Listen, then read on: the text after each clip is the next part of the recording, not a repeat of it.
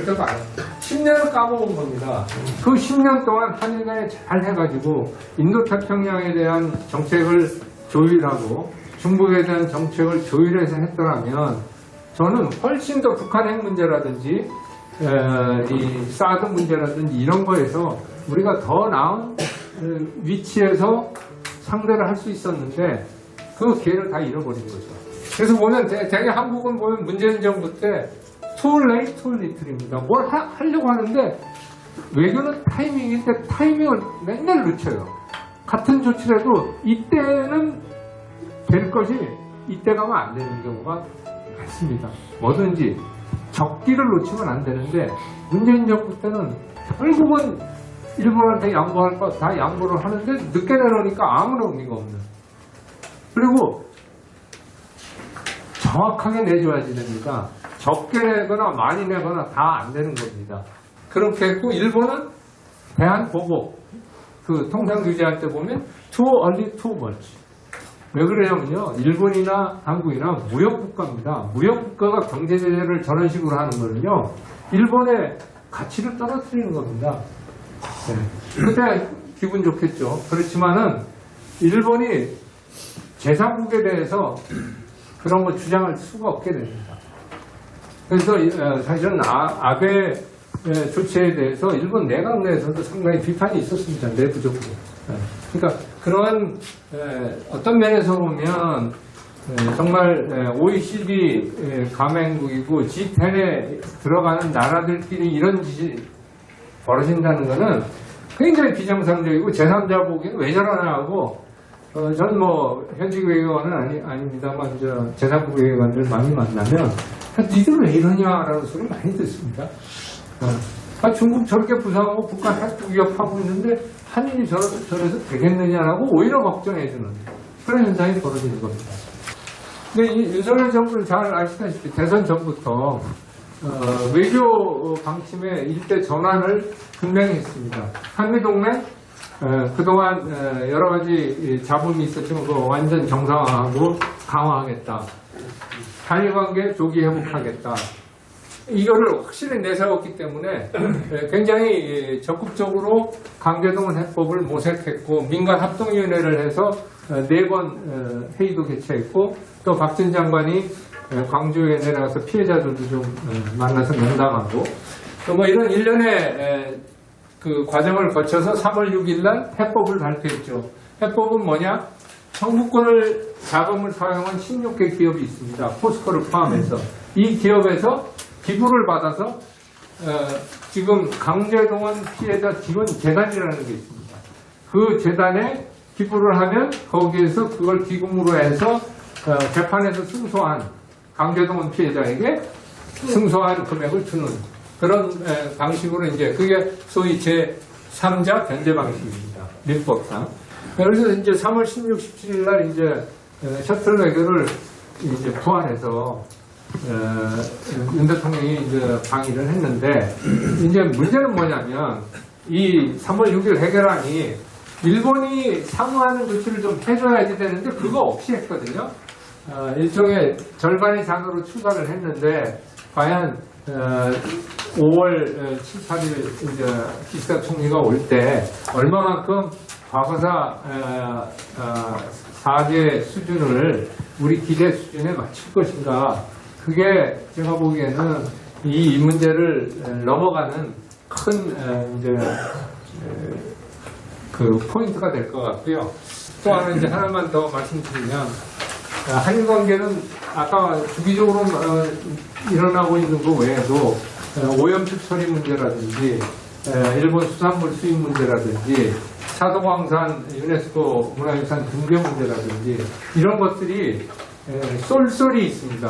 저는 이 대표적인 게 이 오염수 처리 문제입니다. 오염수는요, IAEA하고 미국이 동의를 한 겁니다. 근데 객관적으로 한번 보십시오. 저 태평양에 그게 적어되면 해류는 어떻게 흘러가냐면요.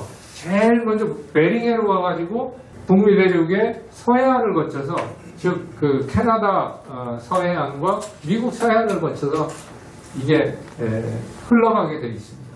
그러니까 우리가 1차 피해자가 아니고 미국이 1차 피해자입니다. 그게 문제가 있다면. 근데 우리 사회는 그렇게 안 믿는 겁니다. 과학을 안 믿는 거예요. 그러니까 정부도 굉장히 어렵고 저는 자문도 여러 번 해주고 했습니다만 정말로 우리 언론들이 협조를 안 해주면은 이 문제가 또 불거질 가능성이 굉장히 큽니다. 제일 큰 문제가 삼중수소거든요.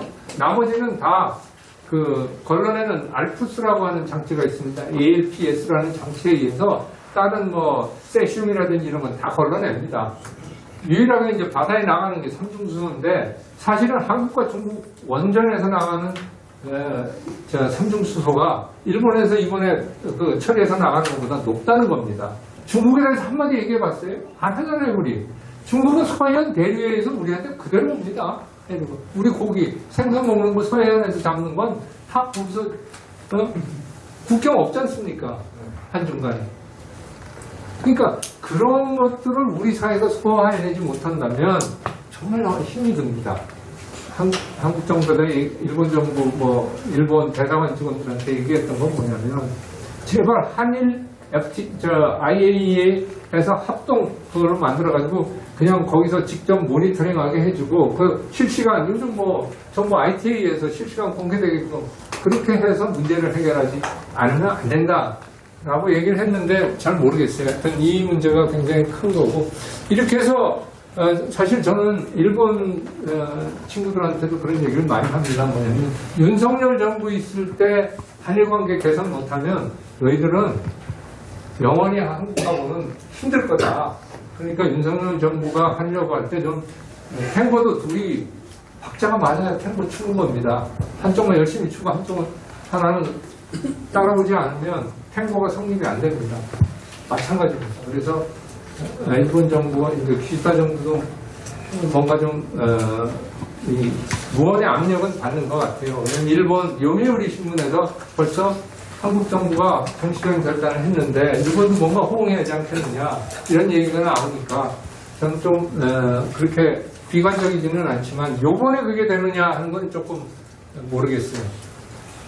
그래서 잘 되면 저는 지난 10년간이 한국이 성장해서 오는 성장통으로 저는 치부할 수가 있다고 생각해요. 근데 그렇지 않고 이번 기회를 잘 살리지 못하면 어떤 현상이 벌어지냐 근위축증후군의 환자가 될 가능성이 커요. 한일 관계가.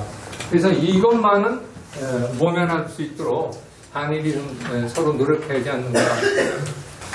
전전의 일본과 전후의 일본은 우리는 명확히 구분을 해야겠습니다.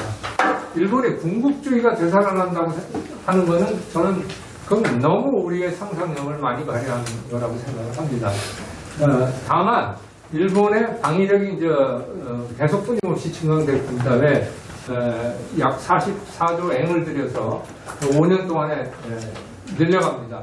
그럼 굉장히 이제 강한 이제 군사력을 갖는 일본이 되는데 그것이 어떻게 갈 것인가에 대해서 우리가 예의주시하고 동북아의 평화와 안정에 기여하는 방향으로 가도록 끊임없이 경계하고 하는 건 필요하지만 그 전제가 일본이 군국주의한다는 것은 너무 나간 거라는 우리가 일본에 대해서 경계하는 만큼 중국에 대해서 경계를 해줬으면 좋겠어요. 우리 국민들이. 중국의 군사력 늘어나는 거에 대해서는 아무도 그거에 이의를 제기 안 해요. 예? 근데 중국 군사력은요, 1년에 보통 12%씩 거의 한 30년 늘려왔습니다. 그 외에 국방비에 들어가지 않는 국방 관련 예산이 중국에 많습니다. 그거에 대해서 우리는 아무 두려움도 없고 아무 경계심도 없어요. 그건 곤란하다 이거죠. 일본 경계하는 만큼 중국 경계하면서 대응을 해야 되지 않나.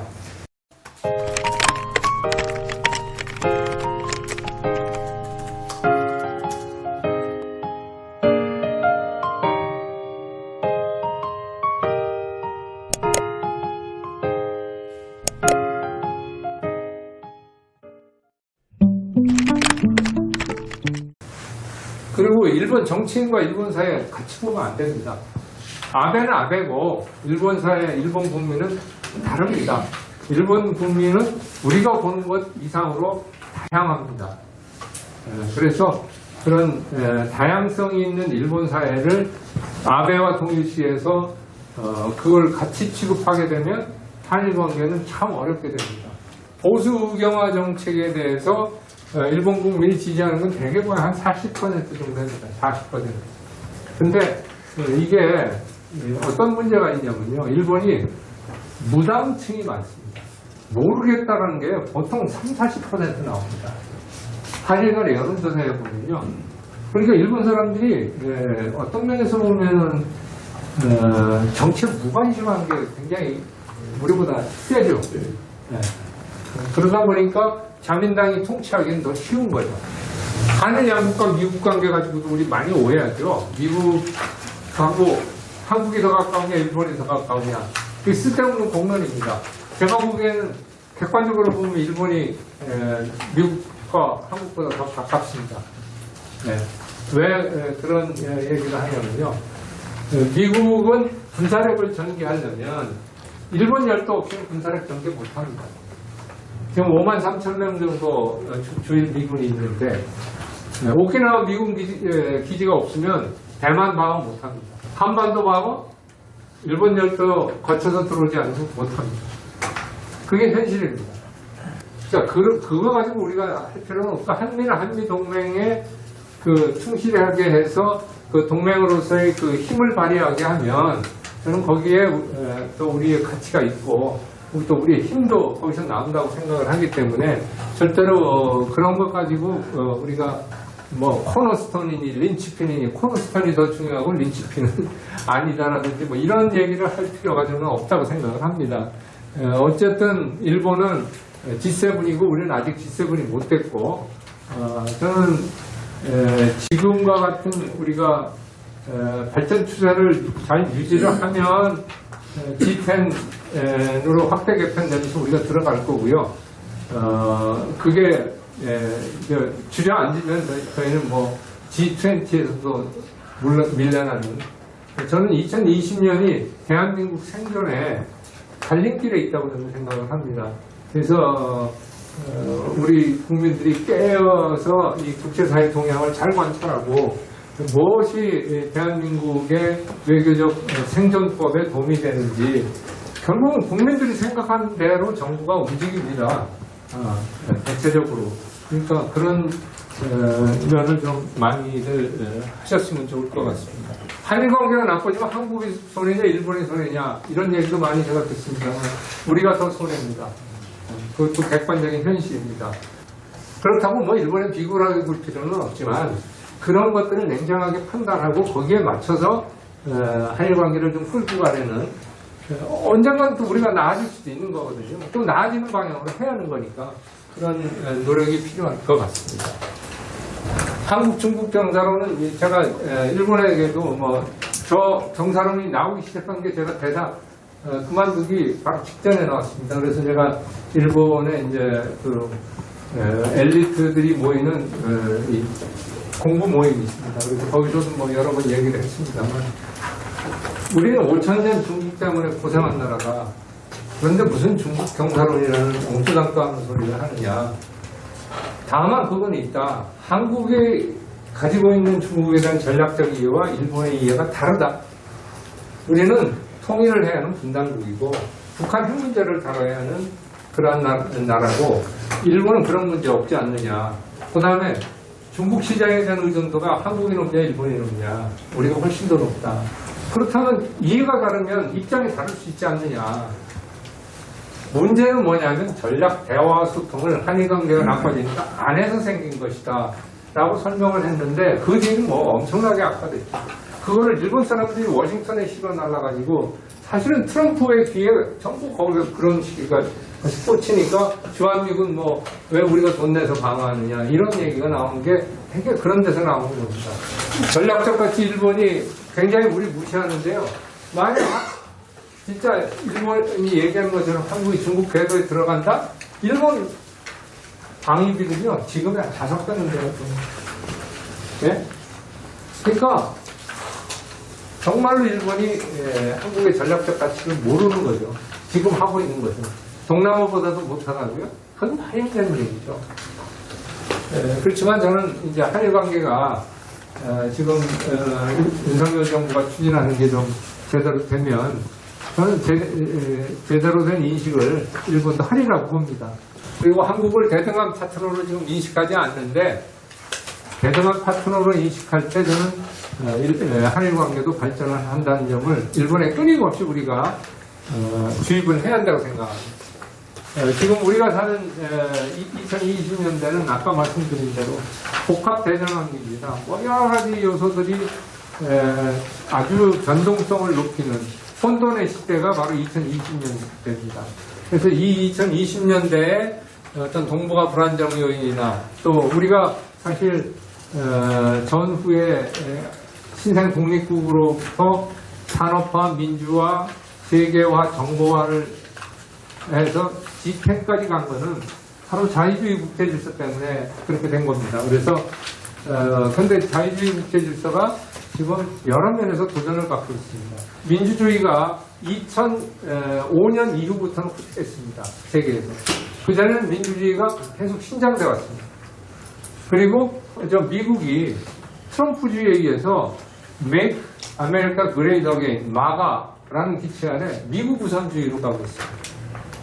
그러니까 자유주의 국제질서에 어긋나는 짓을 미국이 스스로 많이 하는 겁니다.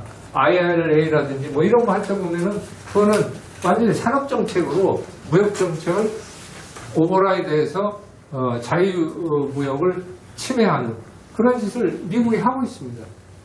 아마 미국이 경제적으로 어렵기 때문에 이제 그런 현상이 나타나는데 어쨌든 우리는 그걸 기반으로 성장해갖고 앞으로도 그렇게 해서 생존을 해야 하기 때문에 이런 자유주의 국제질서 기반이 침하되는 걸 저지하기 위해서 한일이 서로 협력해야죠.